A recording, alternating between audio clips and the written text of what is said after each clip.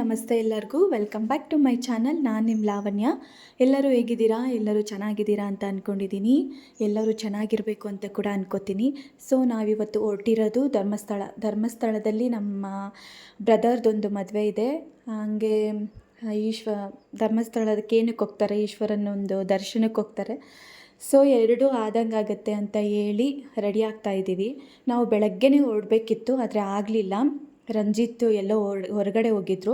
So ನಾನು ಬರೋಷ್ಟೊತ್ತಿಗೆ ರೆಡಿಯಾಗಿ ಅಂತ ಹೇಳಿದರು. ನಾವೆಲ್ಲ ಸ್ನಾನ ಮನೆಯಲ್ಲೆಲ್ಲ ಕೆಲಸ ಮುಗಿಸ್ಕೊಂಡು ಸರಿ ಅಂತ ಹೇಳಿ ರೆಡಿ ಆದ್ವಿ.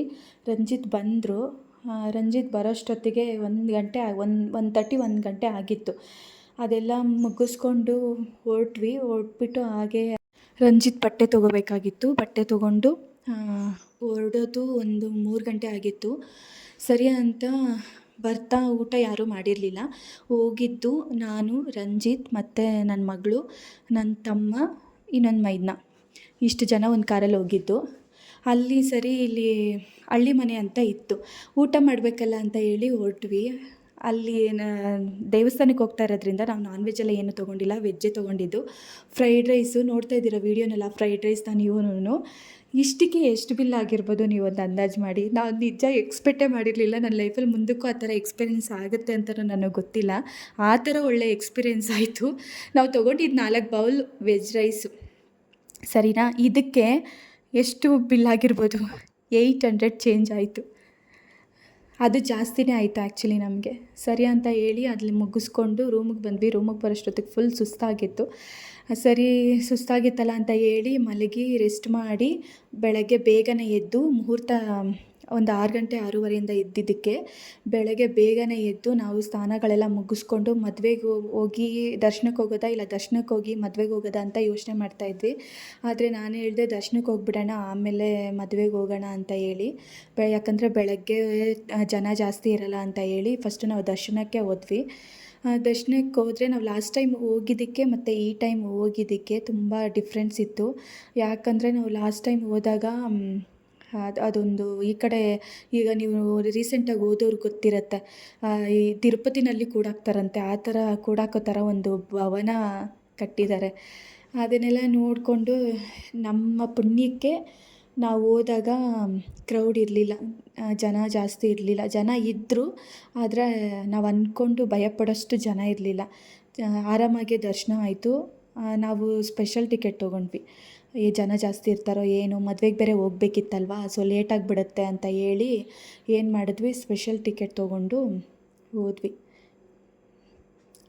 ಚೆನ್ನಾಗೇ ಇತ್ತು. ಮದುವೆಗೂ ಹೋದ್ವಿ. ಮದುವೆ ಎಲ್ಲ ಚೆನ್ನಾಗಿ ನಡೀತು. ಖುಷಿ ಆಯಿತು. ಆದರೆ ಏನಂದರೆ ನಾನು ಎಲ್ಲ ವೀಡಿಯೋಗಳಲ್ಲಿ ಹೇಳ್ದಾಗೆ ನನಗೆ ಜರ್ನಿ ಆಗಲ್ಲ. ಮನೇಲೇ ಇದ್ದು ಹೊರಗಡೆ ಹೋಗೋಕ್ಕೆ ತುಂಬ ಜೋಶಾಗಿರ್ತೀನಿ, ಆದರೆ ಜರ್ನಿ ಆಗಲ್ಲ.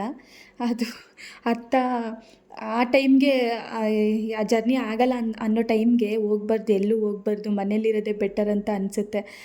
ಆದರೆ ಮನೇಲಿ ಇದ್ದು ಏನನ್ಸುತ್ತೆ, ಎಲ್ಲಾದರೂ ಒಂದು ಲಾಂಗ್ ಡ್ರೈವ್ ಹೋಗಬೇಕು ಅಂತ ಮೈಂಡಿಗೆ ಬಂದಾಗ ಹೋಗ್ಬಿಡ್ತೀವಿ. ಆದರೆ ಅದು ನನ್ನ ಬಾಡಿಗೆ ಅಡ್ಜಸ್ಟ್ ಆಗೋಲ್ಲ. ಸೊ ಇದೆ ನಾನು ಹೇಳಿದ್ನಲ್ಲ ಭವನ, ಆ ಭವನ ತುಂಬ ಚೆನ್ನಾಗಿ ಕಟ್ಟಿದ್ದಾರೆ. ಆದರೆ ಈ ಥರ ಕೂಡಾಕಿ ಹೋಗೋದು ತುಂಬ ಕಷ್ಟ ಆಗುತ್ತೆ ಜನ ಜಾಸ್ತಿ ಇದ್ದಾಗ. ಯಾವತ್ತೂ ನಮಗೆ ಆ ಥರ ಆಗಲಿಲ್ಲ. ಯಾಕಂತಂದರೆ ನಾವು ಕ್ರೌಡ್ ಇರೋ ಟೈಮಲ್ಲಿ ಯಾವತ್ತೂ ಧರ್ಮಸ್ಥಳಕ್ಕೆ ಹೋಗಲೇ ಇಲ್ಲ. ನನಗೆ ಈ ಥರ ಹೊರಗಡೆ ಹೋದಾಗ ಏನು ಒಂದು ಅದೃಷ್ಟ ಮಾಡಿದ್ದೀನಿ ಅಂತಂದರೆ, ಚಿಟ್ಟುನ ನನ್ನ ಕೈಗೆ ಕೊಡೋದೇ ಇಲ್ಲ ರಂಜಿತ್. ಪಾಪ ಅವರೇ ಎಲ್ಲೋದ್ರೂ ಅವರೇ ಕ್ಯಾರಿ ಮಾಡ್ತಿರ್ತಾರೆ.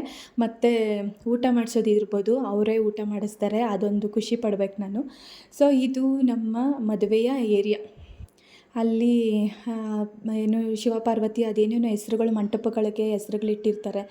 ಅಲ್ಲಿ ನೇಚರು ಮತ್ತು ವ್ಯೂ ಎಲ್ಲ ಚೆನ್ನಾಗಿತ್ತು ಅಂತ ಹೇಳಿ ನಾನೊಂದು ವೀಡಿಯೋ ಮಾಡಿಸ್ಕೊತಾ ಇದ್ದೀನಿ. ನನ್ನ ಮೈದನ ವೀಡಿಯೋ ಎಲ್ಲೇ ಹೋದರೂ ಅವನ್ನ ಕರ್ಕೊಂಡೋಗ್ಬಿಡ್ತೀನಿ. ಅಂದರೆ ಹೋಗೋ ಜಾಗಕ್ಕೆ ಸರಿ ಎಷ್ಟೇ ಫೋಟೋ ಕೇಳಿದ್ರು ವೀಡಿಯೋ ಕೇಳಿದ್ರು ಪಾಪ ಮಾಡಿಕೊಡ್ತಾನೆ, ಬೇಜಾರು ಮಾಡ್ಕೊಳ್ಳಲ್ಲ.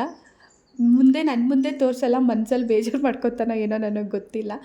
ಸರಿ ಅಂತ ಹೇಳಿ ಮದುವೆ ಎಲ್ಲ ಮುಗಿಸ್ಕೊಂಡು ಊಟ ಮುಗಿಸ್ಕೊಂಡು ಹೊರಡೋಣ ಅಂತ ಹೇಳಿ ಆಚೆ ಬಂದಾಗ, ಇನ್ನು ರಂಜಿತ್ ಬಂದರೆ ಆಗಲ್ಲ, ಒಂದು ವೀಡಿಯೋ ಮಾಡು, ಒಂದು 4 ಫೋಟೋ ತೆಗಿ ಅಂತ ಹೇಳಿ ಫೋಟೋ ತೆಗೆಸ್ಕೊಂಡು ಇದು ನಾವು ಹೋಗಿದ್ದಿದ್ದು ಇವ್ರ ಮದುವೆಗೇ. ಸೊ ಆರಾಮಾಗಿ ಖುಷಿಯಿಂದ ಮದುವೆ ಮುಗಿಸ್ಕೊಂಡು ಗಣಪತಿ ದೇವಸ್ಥಾನಕ್ಕೆ ಹೋಗೋಣ ಅಂತ ಹೇಳಿ ಹೋಗ್ತಾ ಇದ್ದೀವಿ. ಅಲ್ಲಿ ನೋಡಿ ಈ ಥರ ನಾವು ಹೊರಗಡೆ ಬಂದಾಗ ಒಂಚೂರು ಮಳೆ ಹನಿಗಳು ಬೀಳ್ತಾ ಇತ್ತು. ಬಿಸಿಲಂದರೆ ಆಗೋದೇ ಇಲ್ಲ. ಈ ಥರ ನೇಚರ್ ಇದ್ದರೆ ಮತ್ತು ಕ್ಲೈಮೇಟ್ ಇದ್ದರೆ ಚೆನ್ನಾಗಿರುತ್ತೆ. ಹೀಗೆ ಹೋಗ್ತಾ ನಾವು ಇಲ್ಲೇ ತಲೆಗೆ ಹಚ್ಕೊಳ್ಳೋಕ್ಕೆ ಆಯಿಲೆಲ್ಲ ತೊಗೊಳ್ಳೋದು. ಇಲ್ಲ ರಂಜಿತ್ ಫ್ರೆಂಡ್ ಯಾರಾದರೂ ಈ ಕಡೆ ಬಂದರೆ ರಂಜಿತ್ ತರಿಸ್ಕೊಡ್ತಾರೆ. ನಾವು ತೊಗೊಳ್ಳೋಣ ಅಂತ ಹೇಳಿ ಹೋದ್ವಿ. ಆದರೆ ನಾನು ಪರ್ಸ್ನಲಾಗಿ ನಾನು ತೊಗೊಂಡಿಲ್ಲ. ನಮ್ಮ ಅಮ್ಮಗೆ ಮಾತ್ರ ಒಂದು ಬಾಟಲ್ ತೊಗೊಂಡು ನಮ್ಮ ಪಯಣ ಸೌತ್ಕಾಡ್ ಮಹಾಗಣಪತಿ ದೇವಸ್ಥಾನಕ್ಕೆ ಬಂದ್ವಿ. ಇಲ್ಲಿ ಬಂದು ವೀಡಿಯೋ ಮಾಡ್ಕೋಬೋದು, ಫೋಟೋ ತೊಗೋಬೋದು ಅಂತ ನಮಗೆ ಗೊತ್ತಿರಲಿಲ್ಲ. ಇದು ರಂಜಿತ್ ಕೇಳಿದ್ದೆ ವೀಡಿಯೋ ಮಾಡ್ಕೊಳ್ರಿ ಅಂತ ಹೇಳಿ. ವೀಡಿಯೋ ಮಾಡೋದು ಅಲೋಡ್ ಇಲ್ಲ ಅಂತ ಅಂದ್ಕೊಂಡಿದ್ದೆ ನಾನು. ಆಮೇಲೆ ಅಲ್ಲಿ ಮುಂದೆ ಇರೋರೆಲ್ಲ ವೀಡಿಯೋ ಮಾಡೋದನ್ನು ನೋಡಿ ನಾವು ವೀಡಿಯೋ ಮಾಡಿಕೊಂಡು ಫೋಟೋಸ್ ಎಲ್ಲ ತೊಗೊಂಡು ಬಂದ್ವಿ. ಈ ದೇವಸ್ಥಾನವೂ ಅಷ್ಟೇ ಇದೊಂಥರ ಚೆನ್ನಾಗಿರುತ್ತೆ ನೋಡೋಕ್ಕೆ ಮತ್ತು ಅಲ್ಲಿ ಇರೋದಕ್ಕೂ ಅಷ್ಟೇ. ಇಲ್ಲಿ ಸಿಗೋ ಪ್ರಸಾದ ಮಾತ್ರ ತುಂಬಾ ಇಷ್ಟ. ಯಾಕಂದರೆ ಅಷ್ಟು ಚೆನ್ನಾಗಿರುತ್ತೆ. ರಂಜಿತ್ಗಂತೂ ಸಿಕ್ಕಾಪಟ್ಟೆ ಇಷ್ಟ ಇಲ್ಲಿ ಸಿಗೋ ಪ್ರಸಾದ.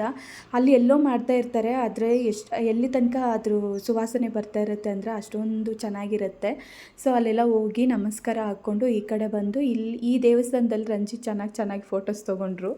ಸರಿ ಅಂತ ಹೇಳಿ ರಂಜಿತ್ ಜೊತೆಲಿ ನನ್ನ ಮೈದ್ನ ತಮ್ಮ ಜೊತೆಲೆಲ್ಲ ಫೋಟೋಸ್ ತೊಗೊಂಡು ಈ ಊರ ಕಡೆ ಹೋಗೋಣ ಅಂತ ಹೇಳಿ ಇನ್ನು ಅವಾಗ ಬಿಟ್ಟರೆ ಅದೆಷ್ಟೊತ್ತಾಗುತ್ತೋ ನಾವು ಬರೋದು. ಎಷ್ಟೇ ಫಾಸ್ಟಾಗಿ ಓಡಿಸಿದ್ರು ಆಗೋ ಟೈಮೇ ಆಗೋದು ಧರ್ಮಸ್ಥಳದಿಂದ ಬರಬೇಕಾದ್ರೆ.